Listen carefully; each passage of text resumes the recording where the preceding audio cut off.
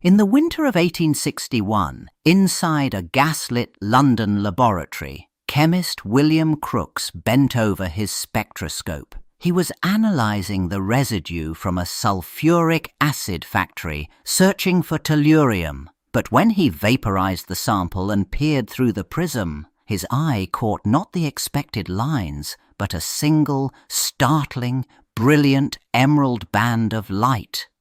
This was no known element. Crookes repeated the experiment, his breath fogging the cold glass. Each time, that vivid green spectral line blazed back at him, a ghostly signature in the apparatus. He had isolated something entirely new. With the excitement of discovery, he named it thallium, from the Greek word thallos, meaning a young green shoot, a direct tribute to the colour that had revealed its hidden presence in the industrial sludge. He published his findings, presenting thallium as a soft, malleable metal with a curious property. It tarnished rapidly in air, its silvery sheen giving way to a dull grey. In that moment, the element was merely a scientific curiosity, a new piece for the periodic table.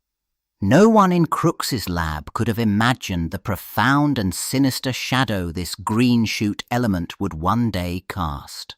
But that brilliant green line in Crookes's spectroscope concealed a dark secret. Within decades, chemists across Europe began documenting thallium's lethal effects. In Paris, a manufacturer saw opportunity in this toxicity. They mixed thallium sulfate into a thick white paste, packaged it in small metal tubes, and gave it a deceptively simple name, Zelio. The paste was marketed as a miracle rodenticide. It had no taste, no odour, a ghost in the pantry. Housewives and shopkeepers across the continent squeezed the innocuous paste onto bits of bread. Rats consumed it eagerly, then retreated to their nests to die, their nervous systems silently shutting down over several agonizing days.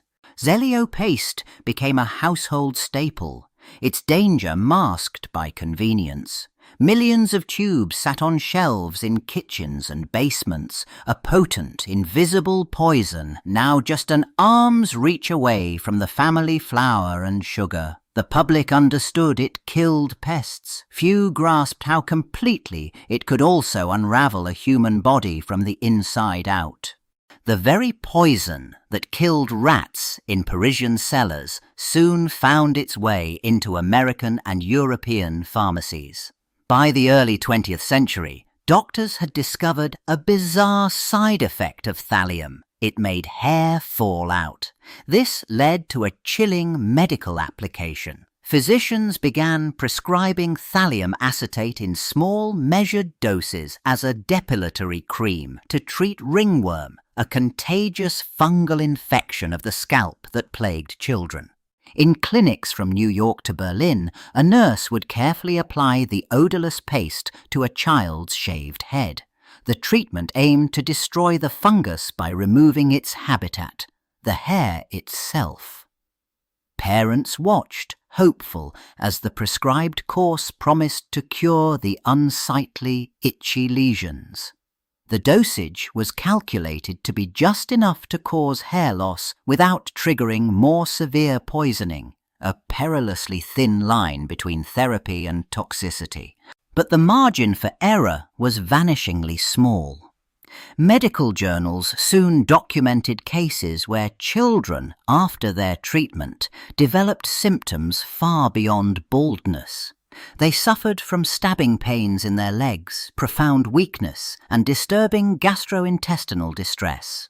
These were the classic delayed signs of thallium poisoning, revealing that the cure could systematically attack the nervous system. The medical experiment with thallium depilatories was eventually abandoned, leaving a legacy of iatrogenic or doctor-caused poisoning in its wake. The medical use of thallium had ended decades earlier, but its toxic legacy lingered in forgotten corners of American homes. By the 1970s, strict regulations had pulled thallium sulfate from store shelves, yet in dusty garden sheds and cluttered garages, a few remaining tubes of old rodenticide sat undisturbed. Their paper labels had yellowed and peeled, but the white powder inside retained its silent lethal potential. These relics were often discovered during spring cleanings or estate sales.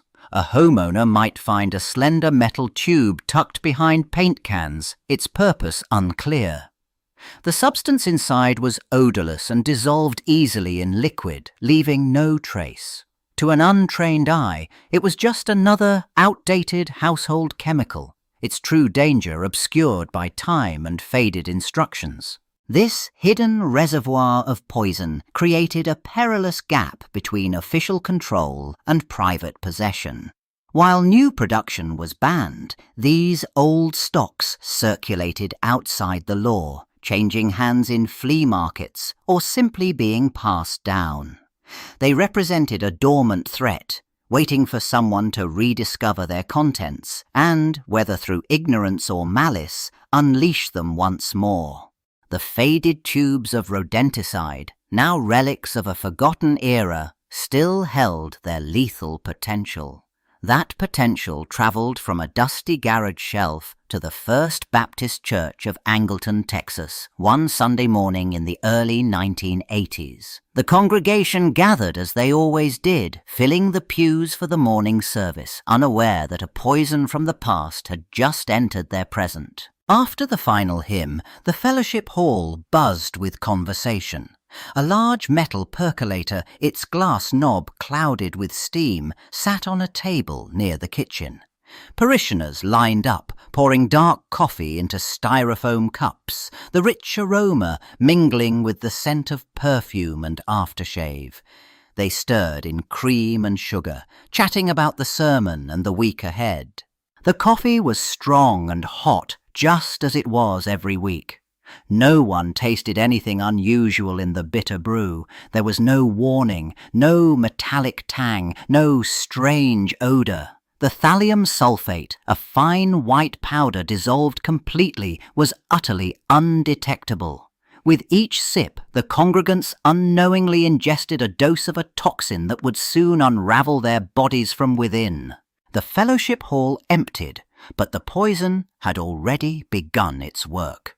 Within hours, the first calls reached the local clinic. A woman described a searing pain that clenched her abdomen, followed by violent retching. Her husband, who had shared the coffee, now crouched over their bathroom toilet, his body racked by waves of debilitating diarrhea. The symptoms mirrored a brutal stomach flu, yet they struck with a sudden synchronized ferocity that puzzled the on-call physician. By midnight, the emergency room in Angleton grew crowded with parishioners from the same congregation. They slumped in chairs, their faces pale and slick with sweat, as nurses rushed between them. One man trembled uncontrollably, his muscles cramping with such force he could barely speak. Doctors administered fluids and anti-nausea medication, but the profound gastrointestinal distress defied their standard treatments for foodborne illness, leaving them with more questions than answers. The following morning, over a dozen people were officially reported ill. Local health officials, suspecting a severe bacterial outbreak, began tracing the common meal. Their investigation initially centered on spoiled church potluck dishes. Yet the sheer intensity of the symptoms, the relentless internal burning, the profound dehydration, whispered of something more sinister than a simple virus, a mystery that would soon deepen far beyond a bad case of food poisoning. The initial wave of gastrointestinal agony had barely subsided when a more insidious horror surfaced. Days after the coffee, congregants began finding thick clumps of hair on their pillows, in their brushes, scattered across bathroom floors. Strands pulled away from scalps with the slightest tug, leaving patches of bare, sensitive skin. This was no stomach bug. One physician, examining a patient whose scalp now showed through thinning hair, felt a cold jolt of recognition. He remembered dusty medical journals describing a classic chilling sign of heavy metal toxicity, alopecia. The symptom pointed away from common pathogens and towards something far more sinister. He immediately ordered a specific, urgent battery of toxicology tests. The lab orders were explicit: screen for thallium. Technicians prepared samples of the patient's urine using specialized analytical methods designed to detect the elusive metal. The process was meticulous, searching for a poison that mimicked essential potassium in the body, disrupting nerves and attacking hair follicles from within. Everyone waited for the results that would confirm a nightmare. The lab results arrived like a thunderclap, confirming what the doctor had feared. Thallium sulfate, the same compound from those old rat-poison tubes, now coursed through the victims' bodies. This wasn't an accident or a virus. With that confirmation, the quiet Texas town of Angleton transformed overnight. Investigators from the State Health Department and the FBI converged on the small church, their vehicles crowding the gravel parking lot. Inside the fellowship hall, the air grew still. Agents in gloves and protective gear surrounded the large metal percolator, its glass knob now a piece of evidence. They carefully bagged the pot itself, the basket of used coffee grounds, and samples from the water tap. Every surface was swabbed, every container catalogued as they worked to trace the poison's precise path into the communal brew. The forensic analysis was swift and definitive. Chemical tests revealed a concentrated residue of thallium sulfate, not in the grounds or the water, but in the coffee itself, the liquid that had filled dozens of cups. The poison had been added after brewing, a deliberate act that turned a symbol of fellowship into a vehicle for agony. The question was no longer how they were poisoned, but who among them had done it. With the coffee pot identified as the weapon, investigators turned to the poison's origin. They combed through chemical supply records and local hardware stores, but found no recent purchases of thallium. The metal's distinctive green spectral signature, once celebrated by crooks, now served as a forensic fingerprint pointing not to a modern source, but to the past. The search led to dusty shelves and forgotten storage boxes. In one such place, authorities discovered a few remaining tubes of an old rodenticide, its label featuring a brand name like Zelio that hadn't been sold in decades. The white, tasteless powder inside was analyzed and matched perfectly to the toxin found in the victims and the church percolator. This discovery transformed the case from a tragic accident into a criminal investigation. Someone had possessed this relic of a bygone era, had deliberately measured out a lethal dose, and had introduced it into the communal coffee. The act was deemed a premeditated poisoning. Yet despite intense scrutiny, no individual was ever formally charged in a court of law, leaving the congregation with unanswered questions alongside their physical scars. The investigation faded, but the poison's work continued. In Angleton homes, survivors who had endured the violent cramps and hair loss now faced a quieter, more persistent enemy. Their hands and feet began to tingle, then grow numb as if wrapped in thick wool. The thallium had severed the delicate pathways of their peripheral nerves, leaving behind a phantom landscape of pain and deadened sensation. Doctors could only manage the symptoms, prescribing painkillers for the burning sensations that shot through limbs now prone to weakness. Simple acts, buttoning a shirt, walking across a room, became exhausting trials. The community, bound by shared trauma, watched as their friends and family members retreated into a world of chronic discomfort, a permanent reminder of a single Sunday morning. The case sent a shockwave through regulatory agencies. It triggered a nationwide push to locate and safely dispose of forgotten thallium-based rodenticides, those antique tubes still lurking in barns and basements.